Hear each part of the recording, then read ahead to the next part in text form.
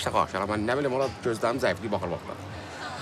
Ama öz aramızdır ya qağaş. Suda dingilləyən qadın mənim bibimdə cümləsini demək üçün qağaş. Bizə nə boyda rahatçılıq olur. Ayaq çalır. Ana hardan qaynaqlanır qağaş? Bunun mənbəyindir. Biz də qədər ağzımızı dayayan bir iki qurtum çək də oradan da qağaş. Yaşaq da biz də qağaşda. O biri kimdir ya? Yanında kimdir qağaş? Elə bir kitaydı ha? Yapon bir kitaydı qağaş. Ha, qaş. Ala o Canxua mən bibimin əridir də. Amakacının papası. Amakacı nədir lan? Uşaq da amakacı deyil. Ha, Amakacı Canxua. ha. Valla qağaş. Ailə işinə qarışmaq kimi çıxmasın qağaş. Eşitirsən məni? Rənglərdə balaca problem var. Elə bir uyuşmada bildin necə qağaş. Amma buradan baxıram da qağaş. Kitay biraz ağbəniz tərdir. Olanda gözləri radmoid qağaş da qıyıqdır. Hə? Şu an göz normal deyil. Özü qapqaradır. Bibim də ağappaq da qağaş. Hə?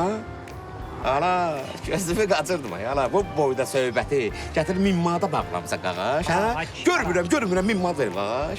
Ala sən, ala qaş sən hər şeyi elə böyüdürsən ki. Böyütmək nə var ki qağaş? Heç nə yox ki burada. Ala qaş hər şey hava ilə baxılır da. Bax şəhərdə nə qədər maşın var, hə?